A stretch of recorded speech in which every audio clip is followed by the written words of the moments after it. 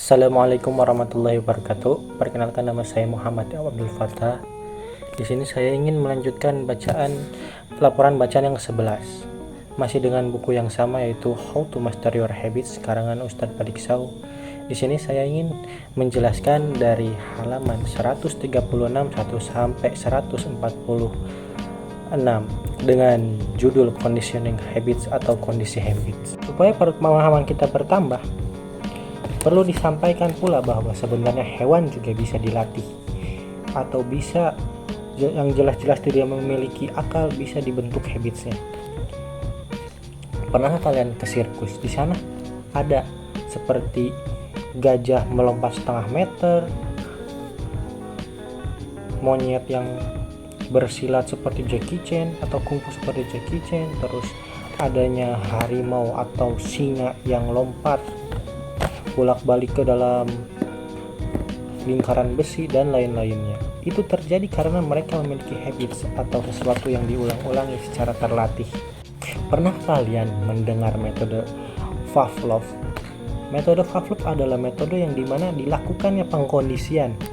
Begitulah percobaan Pavlov. Pavlov adalah nama orang ya, dan itulah pencetus namanya metode Pavlov. Pavlov awalnya memberikan suatu contoh atau suatu kondisi di mana ketika anjing ingin diberi makan, mereka akan mengeluarkan air liurnya. Nah, di situ Pavlov memberikan suatu kondisi yang di mana dia memberikan arahan berupa bunyi bel. Bunyi bel sama dengan makanan, makanan sama dengan bunyi bel. Jadi ketika bunyi bel dibunyikan, maka otomatis anjing akan mengeluarkan air liurnya dan akan makan. Nah, Pavlov menyimpulkan bahwa gerak refleks bisa dikondisikan atau dibiasakan pada hewan. Adanya respon yang diulang-ulang oleh Pavlov pada metode ini. Habits dibentuk pada hewan yang nyata-nyatanya punya akal. Yang tidak punya akal, mohon maaf. Jadi, yang tidak punya akal saja bisa, otomatis kita yang berakal harusnya pasti bisa.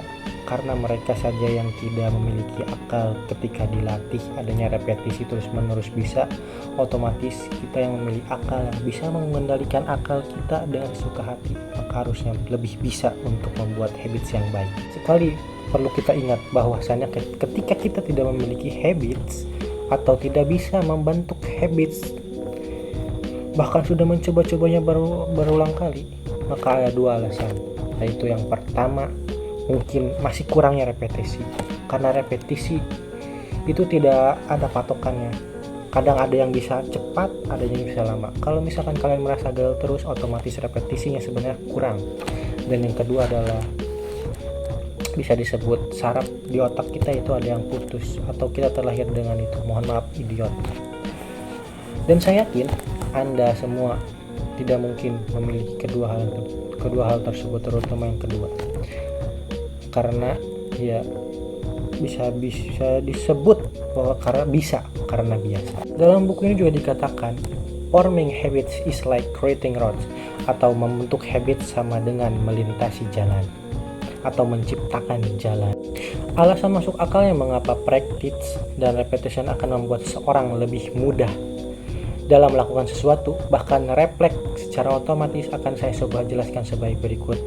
Otak kita adalah ibaratnya kotak dalam sebuah tempat.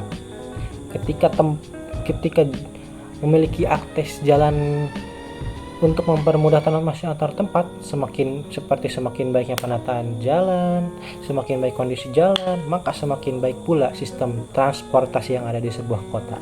Karena alat transportasi adalah informasi yang lalang di otak Anda, maka kecepatan informasi itu dihantarkan masuk atau keluar oleh otak Anda saat mempengaruhi oleh akses jalannya. Jalan-jalan yang tidak lain dan tidak bukan adalah sel saraf otak. Jika seseorang misalkan contoh baru mendengar kalimat khilafah, otomatis yang ada di jalan dibentuk dalam sel saraf otak adalah baru satu. Jadi ketika kita sering mendengarnya, otomatis sel sarafnya akan bercabang. Karena informasi yang didapat juga pasti makin banyak, tidak mungkin stuck di situ. Saraf otak itu membentuk jaringan seperti jalan di kota. Semakin luas dan banyak, maka semakin cepat transportasi informasinya akan dimuat. Karena bila kita jarang melakukan sesuatu hal, dapat dipastikan itu akan kurus. Seperti misalkan sel saraf otak yang ada di sel saraf otak kita. Ketika kita jarang mendengarnya, maka sel saraf otak kita hanya akan satu garis, dan itu bisa disebut kurus. Tapi sebaliknya, ketika kita sering mendengarnya, maka dalam sel saraf otak kita akan bisa dibilang bergaris banyak, atau bisa dibilang tebal. Karena Rasulullah SAW bersabda, sesungguhnya amal yang paling disukai oleh Allah Subhanahu wa Ta'ala yang dikerjakan secara terus-menerus. Konsistensi adalah bentuk lain dari repetisi, kunci daripada keistiqomahan. Itu yang bisa saya sampaikan. Mohon maaf bila ada kekurangannya. Wabillahi taufiq wal hidayah. Assalamualaikum warahmatullahi wabarakatuh.